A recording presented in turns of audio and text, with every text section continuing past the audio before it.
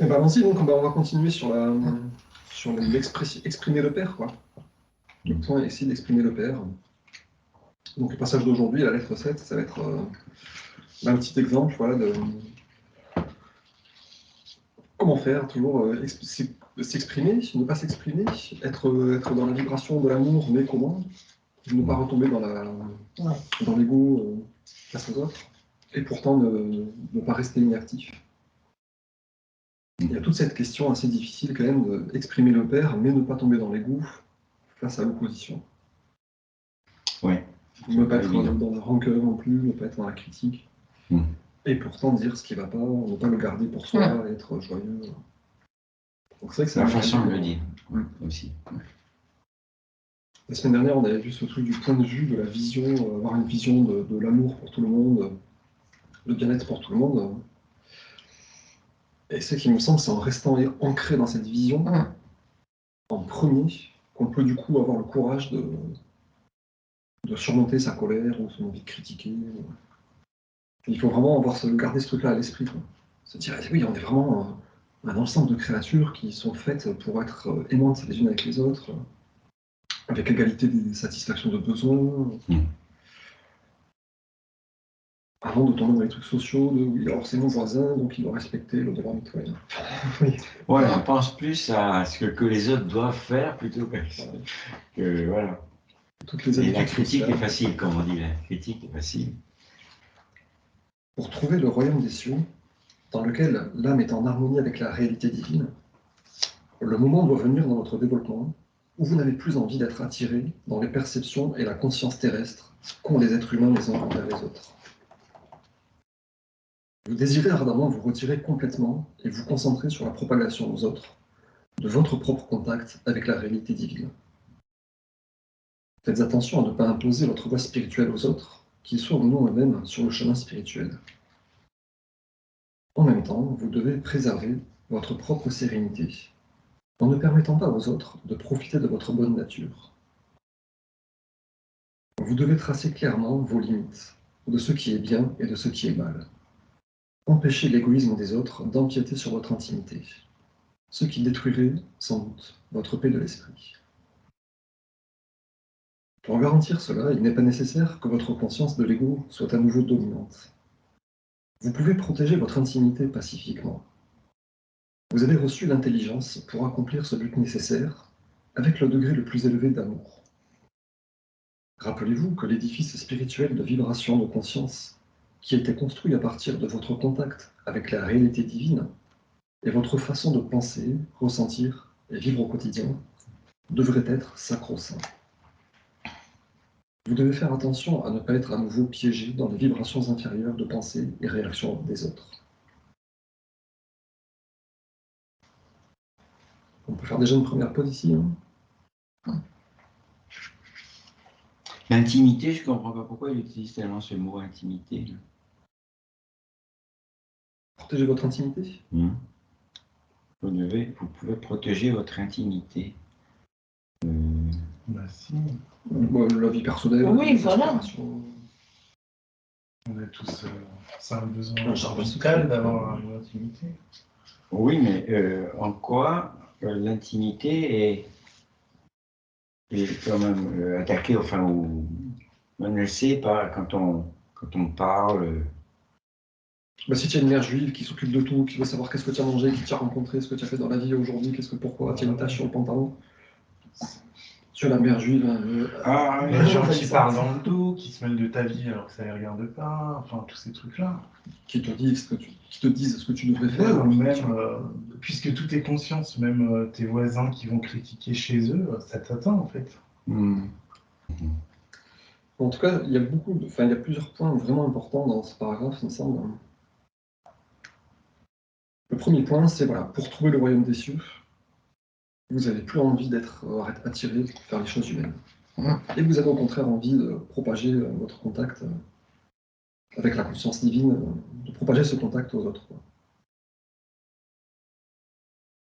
Donc ça déjà, c'est ce truc dont on avait parlé sur la vision, de se dire c'est vraiment ça notre but.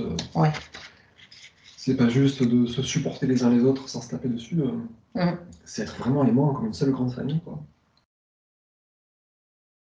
Donc ça, c'est la première condition. Puis après, il dit quand même attention de ne pas imposer votre voie spirituelle aux autres. Donc là aussi, on se dit, bon, bah, il y a une limite. Il ne faut pas empiéter sur leur propre bien-être, quoi. Il ne faut pas devenir un tyran ou un ayatollah. Et autre chose, il faut aussi préserver votre propre sérénité. Oui, en fait, ça sont deux choses différentes. Parce que moi, je liais les deux, c'est pour ça que je ne comprenais pas. Je ne dois pas empiéter sur l'autre, et je ne dois pas laisser l'autre empiéter sur moi. Et c'est cet équilibre-là qui est difficile à maintenir au niveau humain, parce qu'on a toujours, je sais pas quoi, des rancœurs, des blessures, des trucs, ou des points de vue humains. De se dire, ah bah si, je devrais faire ça pour lui faire plaisir, donc je vais serrer les dents, et je vais le faire, quand même. Mais en serrant les dents, quoi. Et ça, c'est pas juste non plus, quoi. Donc ça, c'est un bon petit paragraphe à méditer, ce truc-là, là. C'est-à-dire, bon, je veux propager l'amour divin, c'est vraiment ça mon but maintenant. Et bon, il ne faut pas que je gonfle les gens, il ne faut pas que je leur casse les oreilles avec mes trucs sans arrêt. Et réciproquement. Et réciproquement, il ne faut pas que je me lance dans des trucs de sauveur, par exemple, dans des trucs de victime, parce que je suis dans l'amour, et donc... voilà. Il faut que ma paix de l'esprit soit maintenue. Et donc, il continue en disant, bah, pour garantir cela, il n'est pas nécessaire que votre conscience de l'ego soit à nouveau dominante. Donc, en voulant servir le royaume des cieux, attention à ne pas retomber dans l'attraction-rejet. Et eux sont les méchants, et moi je suis un bon, donc je peux tout me permettre. Lorsqu'on veut, disons, mettre en avant les lettres du Christ, on ne devient pas justement aussi envahissant ou moraliste. C'est difficile, hein. Ah, mais oui. Ou alors c'est la façon de... Voilà, on est moraliste quand on est un peu...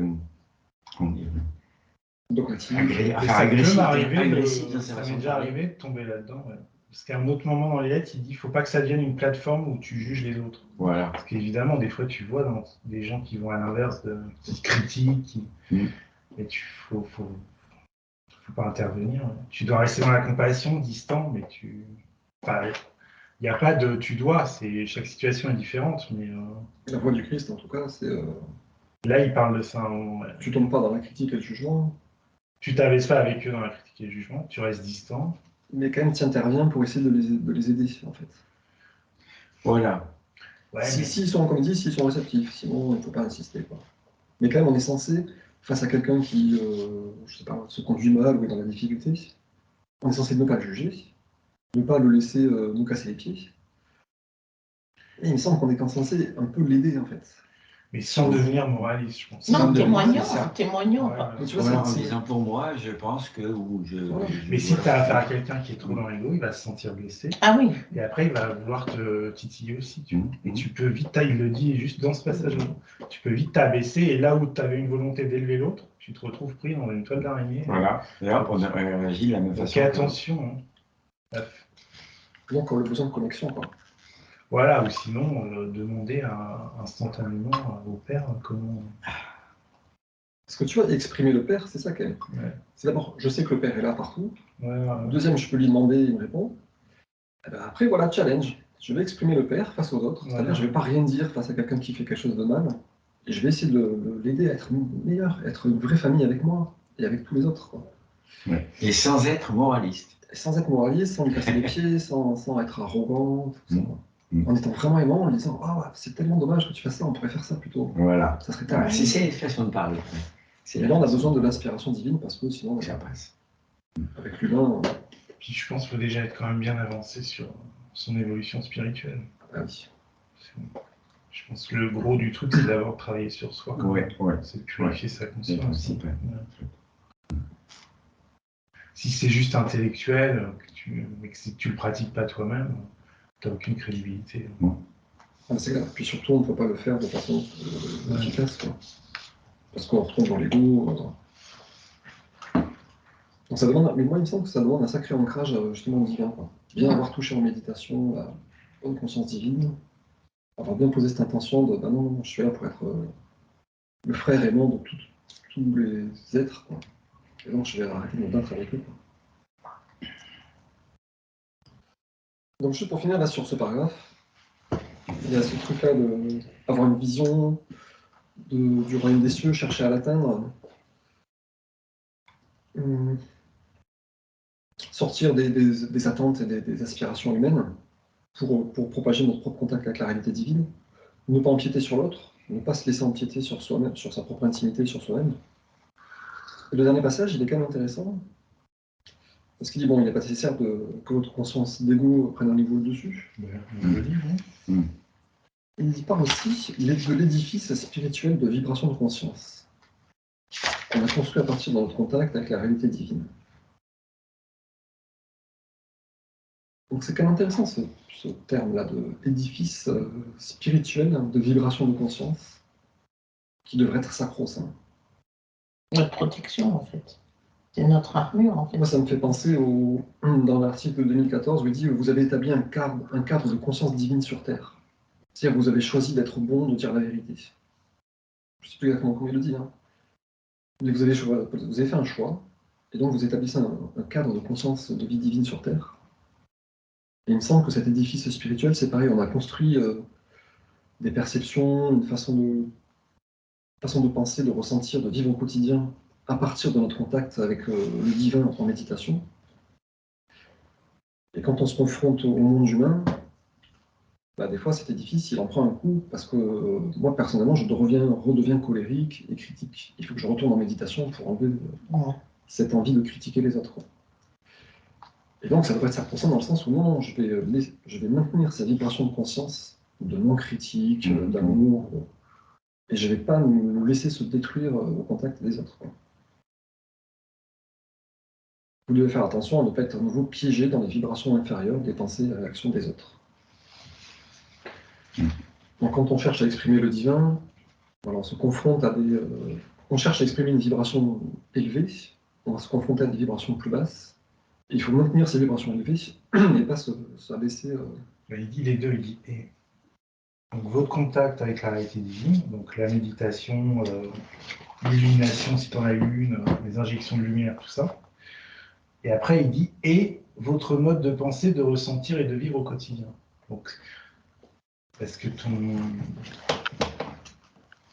ton mode de penser au quotidien, d'agir, donc petit à petit, tu modifies tes schémas émotionnels, tes habitudes, et ça devient ça s'installe vraiment fort.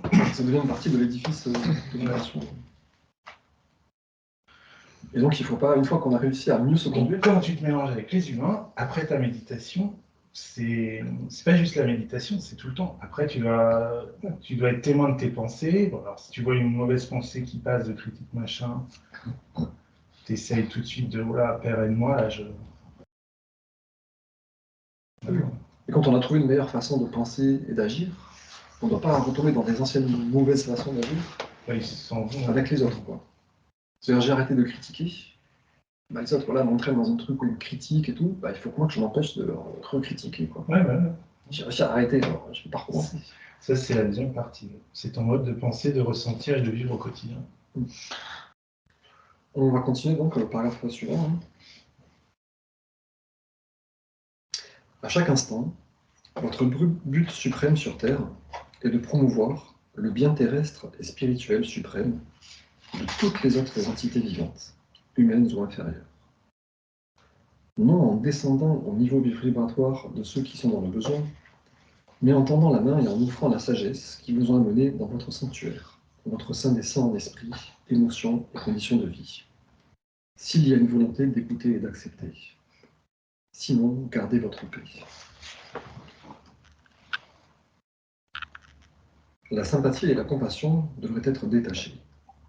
L'empathie le tirera vers le bas et embrouillera vos vibrations de conscience spirituelle dans le niveau vibratoire humain. Cela créera potentiellement des conflits, là où vous n'aviez sincèrement que l'intention d'élever et de guérir. Évitez cela, car cela épuisera vos énergies et fera échouer vos objectifs spirituels. L'amour pur s'occupe seulement d'élévation et de progrès spirituel, de guérison et de l'accomplissement du royaume des cieux. L'amour divin est un sentiment compatissant chaleureux, principalement rempli du désir ardent de permettre à l'être aimé de croître, créer, être nourri et nourrir les autres, être guéri et guérir les autres, s'éduquer et éduquer les autres, se protéger et protéger les autres, satisfaire ses propres besoins et satisfaire les besoins des autres. Tout cela dans un système clair de loi et d'ordre. Ceci est l'amour-loi divin en action.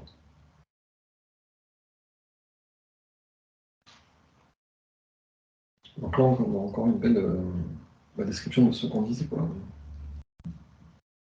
Notre but suprême sur Terre est de promouvoir le bien terrestre et spirituel de toutes les entités vivantes, non en descendant au niveau vibratoire, dont on a besoin. Très important ce passage. Mais en leur tendant la main et en leur offrant la sagesse qui vous a mené dans votre sanctuaire, votre saint des saints, l'esprit, émotion, condition de vie. Donc on retrouve pour autant qu'il existe une volonté d'écouter. Donc on retrouve cette notion d'édifice spirituel construit à partir du contact avec la réalité divine, notre saint des saints en esprit émotion. Et c'est ça qu'on doit partager, et pas tomber...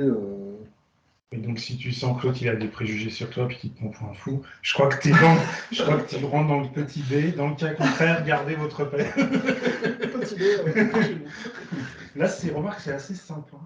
C'est un peu binaire là pour une volonté d'écouter et d'accepter. Tu peux y aller. Si c'est le cas contraire, tu gardes ta paix. Donc c'est bien, hein, c'est à retenir. Ouais, parce que dans le but de conserver cet édifice spirituel ou ce saint des saints, pour pouvoir continuer. Bah oui. Si on s'acharne sur quelqu'un et on commence à se mettre en colère, bah c'est fini. Ouais, bien sûr.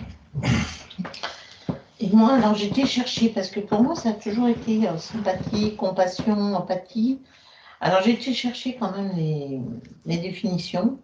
Et là, dans le dictionnaire, c'est empathie, c'est capacité à s'identifier à ce que l'autre ressent, comprendre et partager ses émotions et se mettre à sa place. Et les synonymes, c'était compatissant, compréhensif et bienveillant.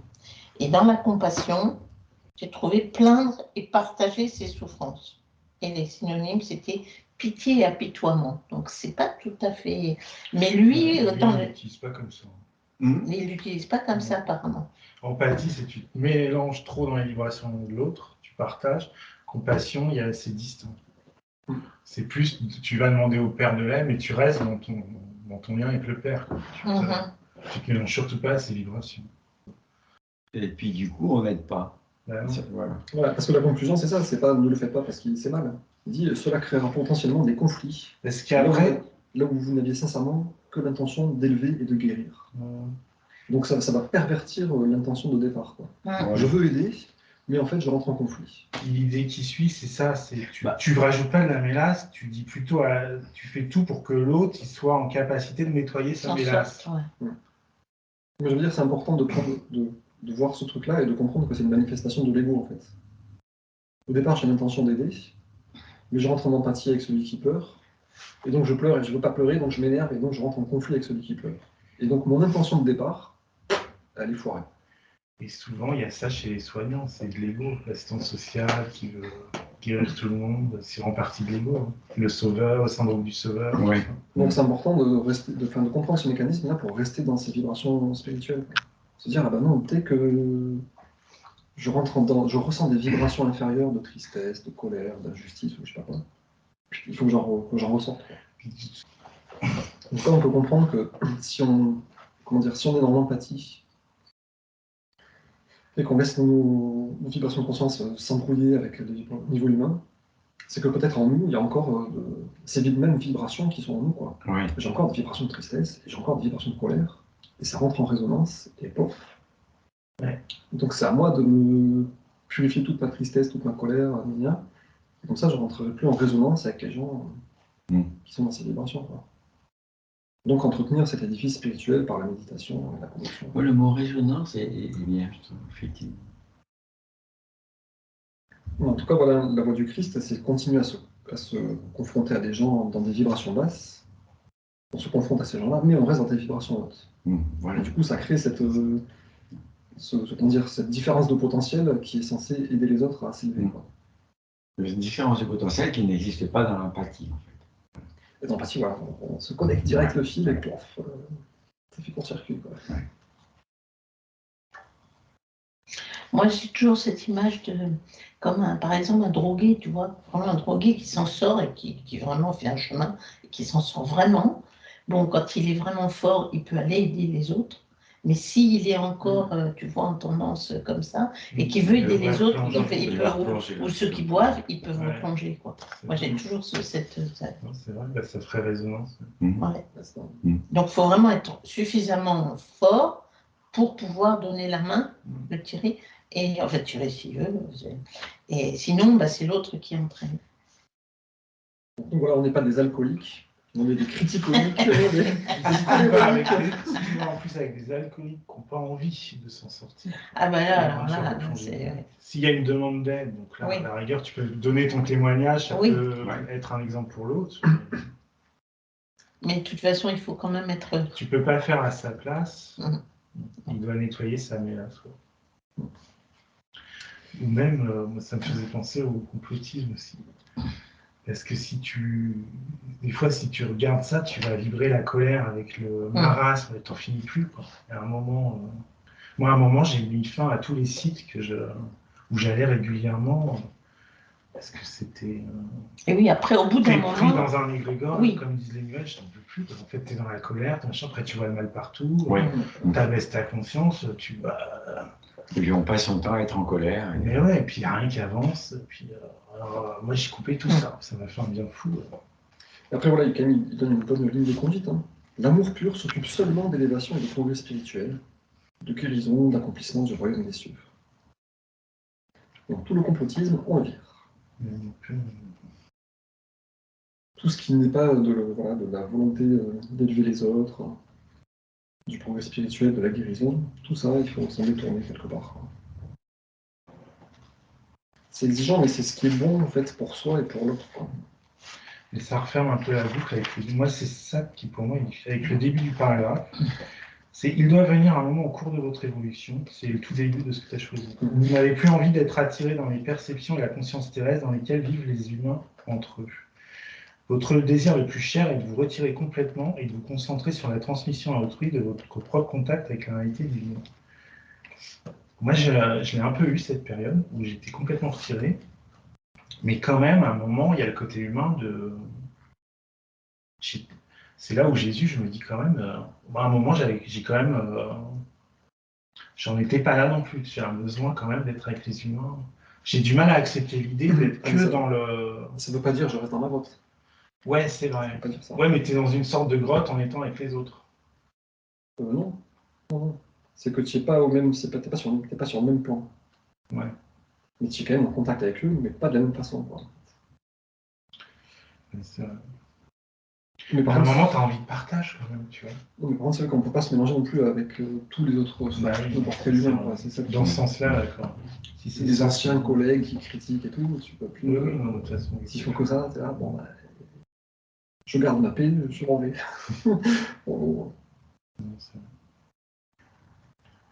Ça rejoint la jeune fille qui avait enlevé les voiles et qui après avait du mal quand même à... Et des fois, j'ai quand même un sentiment de solitude. Mais c'est vrai, c'est une solitude heureuse, mais des fois... Parce que trouver des gens vraiment évolués, c'est pas si facile non plus. Non, c'est pas très grave. C'est pas la majorité. Tu peux être en relation aimante avec quelqu'un qui n'est pas à ton niveau spirituel, on va dire, et qui n'est pas complètement négatif. Les gens complètement négatifs, c'est difficile, on garde notre paix, ça. Mais les gens qui ne sont pas du tout sur les lettres, mais qui sont quand même normaux, on va dire, tu peux être quand même plein de joie, d'amour, de trucs, même si ça ne répond pas en face. Voilà. Partager d'autres trucs, ouais. Parce que c'est là tout le challenge, hein. Aimer les gens qui nous aiment, même les païens font ça, quoi. Comme il disait, je sais plus où. Même les païens, enfin même les gens, ils aiment les gens qui les aiment. Ok, c'est facile. Aimer les gens qui te cassent les pieds, qui te contrarient, en les aidant, de faire comme un père aimant ou une mère aimante qui dit ok, je t'aime et je vais t'aider à t'améliorer toi, et c'est pas pour moi ni pour toi, c'est pour ton bien en général, quoi. Toi, que tu sois accepté dans le monde. Il y a un bouquin de Jordan Peterson qui s'appelle 12 règles pour la vie. Donc c'est un bouquin un peu psycho, mythologico, très intéressant. Et il y a une règle c'est la deuxième ou la troisième qui dit ne laissez pas vos enfants faire quelque chose qui ferait que vous ne les aimiez plus. Ne laissez pas vos enfants faire quelque chose qui ferait que vous ne les aimez pas, en fait, vos enfants. Et justifie ça en disant le seul rôle d'un parent, c'est de faire que son enfant, il est aimé par les autres enfants et les autres adultes. Et les autres enfants et les autres adultes aiment bien l'avoir à côté de lui. C'est ça le seul but du parent. C'est-à-dire que l'enfant ne fasse pas trop le fanfaron quand il gagne, ne pleurniche pas trop quand il perd, soit voilà, un gentil compagnon. Et grâce à ça, il pourra tout réussir dans sa vie. Parce que les gens l'aimeront bien, et il trouvera bon accueil partout. Et du coup, je me dis, ce truc-là, ne laissez pas vos enfants faire quelque chose qui ferait que vous ne les aimez pas, c'est le point de vue qu'on devrait avoir avec tout le monde. Se dire, je les aime comme mes frères et mes sœurs et mes enfants, mais je ne vais pas les laisser faire quelque chose qui me contrarie tellement que je leur en veux, en fait. Ou que j'ai du ressentiment, ou que ça porte atteinte à la paix de mon esprit. Je devrais vraiment traiter les autres avec tellement de bienveillance. Tu peux leur donner des règles. Que je leur dis, non, là, voilà, ça me contrarie, je préférais que ça se passe comme ça, en fait. Parce que ceci, cela, est-ce que tu es d'accord? Mais je ne le laisse pas faire n'importe quoi, en fait. D'ailleurs, on est responsable. Hein. Si on n'aide pas justement les frères et qu'on les laisse s'enfoncer dans le, comment on peut dire, dans le mal, enfin dans le mal, on va dire, on est responsable. On est aussi responsable d'eux, en fait. Donc oui, il faut effectivement, après c'est la façon de Mais faire. Encore une fois, s'il y a une volonté quand même d'écouter. C'est-à-dire qu'il y a déjà un partage quelque part. Déjà, nous, on peut s'exprimer, déjà dire. Après, qu'il écoute pas, mais en tout cas, on lui dit. Après, c'est de son côté, tu vois. Mais on l'a pas laissé dans l'ignorance entre. Voilà. Fais aux autres ce que tu aimerais qu'on te fasse. C'est dans le sens où il ne faut pas trop insister, quoi. Voilà. Tu leur dis, tu leur parles. Si tu vois qu'ils restent coincés encore et encore, bon, ok, il faut garder sa paix, pour lui et pour soi. Mais le tout, c'est de dire, parce que l'autre, il ne peut pas savoir non plus, si on ne dit pas. Mais s'attendre à une réaction immédiate, c'est vrai que c'est... On doit s'attendre à rien. Hein, attention. Là, on est déçu, quoi. C'est ça qui est difficile quand même à concevoir au niveau humain, on sent que c'est difficile, quoi. C'est que l'amour inconditionnel, il n'y a pas d'attente, parce qu'il n'y a pas d'ego. Il n'y a pas d'attraction rejet, quoi. Je le fais, même si l'autre il me renvoie ça, il me crache la purée dans la figure, il faut que ce soit quand même... C'est l'ego qui veut être Superman, qui veut être admiré comme... et puis qui veut être compris, qui veut que l'autre comprenne et obéisse. Il veut des résultats, quoi, l'ego. Il s'attache aux résultats, quoi. Il s'attache aux résultats et automatiquement, entraînant un risque d'être déçu, alors qu'avec l'amour, l'amour sans rien attendre, inconditionnel, on n'est pas déçu puisqu'on n'attend rien. Oui, mais alors à ce moment-là, si on s'écarte, il y a quand même une sorte de rejet quelque part, si on s'écarte, tu vois. Ah oui. Ça fait quand même... On peut s'écarter sans... C'est une vision humaine. Ça peut être... C'est la vie qui t'écarte naturellement. On peut s'écarter sans rejet, je veux dire. Tu te mets un devoir qui est humain, en fait. Et qui n'est pas forcément dans le sens de la vie. Non, mais la question d'Hélène, c'est de dire, à un moment, on s'écarte, voilà, gardez votre paix, donc je me détourne. Mais c'est pas dans le rejet. Ouais, mais elle a l'impression d'abandonner si elle se détourne, comme si elle avait un devoir vis-à-vis de... Le sens du devoir, il me semble que c'est ça l'ego, quoi. T'as l'impression d'abandonner l'autre, en fait. C'est ça que tu voulais dire. Ça dépend. Si tu te détournes. Non, pas forcément. J'ai l'impression d'avoir fait ce que j'avais à faire et que, bon, voilà. Quoi, oui, il ne faut pas qu'il y ait de rejet, quoi. C'est juste... ouais. Bon, on va finir ce passage. Je vous relis juste, donc, quand ils définissent ce que c'est l'amour pur. Hein. L'amour pur s'occupe seulement d'élévation et de progrès spirituel, de guérison et d'accomplissement du royaume des cieux. L'amour divin est un sentiment compatissant chaleureux, principalement rempli du désir ardent de permettre à l'être aimé de croître, créer, être nourri et nourrir les autres, être guéri et guérir les autres, s'éduquer et éduquer les autres, se protéger et protéger les autres, satisfaire ses propres besoins et satisfaire les besoins des autres. Tout cela dans un système clair de loi et d'ordre. Ceci est l'amour-loi divin en action. Quand votre objectif suprême est devenu le but divin en action, l'ego, le noyau de votre individualité, est alors contrôlé par votre âme. La pulsion de l'ego devient votre vrai défenseur et vrai protecteur de votre confort personnel. Mais elle travaille maintenant totalement en harmonie avec les directives de votre âme, qui tire sa nature de la réalité divine. Je répète, il n'y a pas de sentimentalisme dans la réalité divine, pas de suppression des limites assurant la loi et l'ordre pour répondre aux exigences de l'égoïste, pas de faible capitulation et soumission à l'obstination des autres. À chaque instant, il faut garder à l'esprit que tout le monde devrait respecter les autres. Chacun doit respecter le droit des autres à l'intimité, la sécurité, la paix de l'esprit et l'harmonie. Si des divergences apparaissent, elles peuvent être traitées dans le respect mutuel. Plus vous êtes évolué spirituellement, plus vous respectez les couches sociales les plus hautes et les plus basses, les tenant pour égales. Non pas aux yeux de Dieu, comme les humains aiment le dire, mais d'après vos propres perceptions spiritualisées de l'égalité fondamentale des âmes de tous les êtres. Le respect et l'amour divin vont de pair. L'amour véritable et hautement respectueux de l'être aimé. Quand il y a du respect entre deux personnes, cela conduit souvent à la forme la plus élevée d'amour. Il dit bien juste avant aussi, il n'y a pas de sentimentalisme dans la réalité divine, pas de suppression des limites assurant la loi et l'ordre, pour répondre aux exigences de l'égoïste, pas de faible capitulation et soumission à l'obstination des C'est un autres. peu ce que tu disais. Tout le temps dire à l'autre que là, Donc, être franc dans ce que tu n'acceptes pas. Et encore, voilà une fois, ne pas le laisser faire des choses qui font que nous, on n'aimerait plus. Quoi. Ouais. Pas de sentimentalisme dans ce sens-là.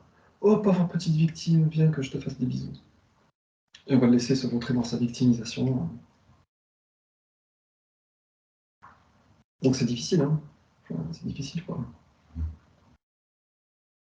Mais en tout cas, le point de vue est vraiment clairement défini, quoi. On atteint une perception de ce que devrait être la vie, collective et individuelle à travers la méditation. On se dit, bon, ben voilà, ça c'est une vision que je veux concrétiser. Donc bah, il ne faut pas tomber dans les travers voilà, qu'on vient de décrire, quoi. Et en plus, au niveau personnel, on se dit, bon, bah, ça y est, j'atteins un petit peu, une fois qu'on arrive à cet état-là, quoi, on se dit, bah voilà, j'atteins un état où je suis vraiment utile à moi-même et aux autres. Je crée avec la conscience divine et je ne crée plus avec mon ego limité qui pense qu'à lui, quoi. Et il y a encore un petit peu dans la fin du paragraphe, là, un point qui est quand même assez intéressant, quoi. Vous respectez toutes les couches sociales en les considérant comme égales. Vous ne les tenez pas pour égales aux yeux de Dieu, mais d'après vos propres perceptions spiritualisées de l'égalité fondamentale des âmes de tous les êtres. C'est-à-dire, il n'y a plus ce truc-là de se déresponsabiliser. Oh, bah Dieu le veut, c'est la volonté de Dieu, donc c'est pas ma volonté, donc que ta volonté soit faite, comme si c'était quelqu'un à qui on obéissait, Dieu. Mais non, c'est approprié la volonté de Dieu, en fait. On s'est dit, bah oui, le fait que les êtres sont fondamentalement tous égaux, c'est aussi ma vision, c'est aussi ma volonté, quoi. Je le fais donc volontairement, par moi-même, et pas par soumission, parce qu'il faut le faire, quoi. Ça donne aussi une autre intention, quoi. C'est beaucoup plus efficace, quoi. C'est-à-dire, on se force pas à respecter les autres parce qu'il faut le faire, parce que c'est la volonté de Dieu. On ne se l'impose pas, disons. Mais on est devenu tellement élevé en vibration de conscience, et on l'a tellement compris, que ça devient notre propre volonté. J'ai tellement compris la nature de la création. Ouais, on transforme la volonté de Dieu en sa propre volonté. Voilà. Au lieu de dire c'est la volonté de Dieu, mais là on se dit c'est ma propre volonté. Voilà. On transforme notre propre volonté en la volonté de Dieu. En fait. Oui, voilà. J'ai tellement compris la nature de la réalité, le jeu de co-création, l'influence de la conscience, la nature de l'ego négative, que je me dis je ne peux pas continuer dans mon ego. Et puis le seul but, c'est le royaume des cieux, en fait. Tout le reste, c'est des enfantillages, en gros. Donc je me suis moi-même persuadé de, bah oui, il faut que je traite tous les autres comme mes frères et qu'on soit tous une belle famille aimante, vraiment, quoi. Et donc c'est mes propres perceptions, quoi. qui me font envie de traiter les autres de façon égale. Parce qu'on est tous égaux. Je l'ai tellement intégré à travers l'illumination de la méditation au fur et à mesure. Mais après, tu vois, sur l'histoire des valeurs, qui dit quand même, si des divergences surviennent, elles peuvent être traitées dans le respect mutuel. Oui. Ouais, c'est ça le truc. Elle te dit bien le respect à la fin du paragraphe, quoi. Quand il y a du respect entre deux personnes, cela qu'on dit souvent la forme la plus élevée d'amour. Donc même si tu rencontres quelqu'un qui n'a pas du tout les mêmes valeurs que toi, la même vision de comment vivre, tu dois garder une distance de respect. Et... Pour respecter sa façon de penser. Voilà. En disant, bon, il a le droit, il peut voir les choses différemment que moi. Et c'est pas forcément moi qui ai raison, mais lui aussi peut-être. Chacun a raison pour soi, en fait. Voilà, ouais. Lui, il est dans le vrai pour lui, et moi, je suis dans le vrai pour moi. Voilà. Et c'est ça qui permet de ne pas empiéter ni sur lui, ni sur toi. C'est le respect mutuel. Voilà, c'est le respect mutuel. Si des divergences apparaissent, elles peuvent être traitées dans le respect mutuel. On est d'accord pour ne pas être d'accord. Oui. Effectivement, on est en divergence. Ok, c'est pas un problème. La vie plus haute, plus vous êtes évolué spirituellement, plus vous respecterez les couches les plus hautes, quand même plus basses.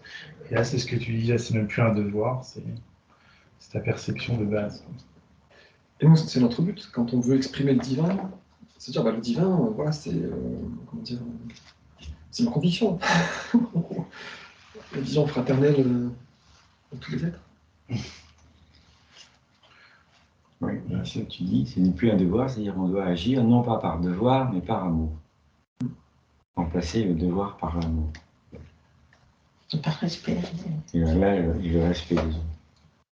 Et par intention de ça, quoi. Il dit dans le lettre 1 que tout est impulsion, que tout est intention. Et ben nous, ça devient notre intention, l'intention divine, en fait. C'est plus un devoir, c'est une volonté naturelle, quoi, quelque part.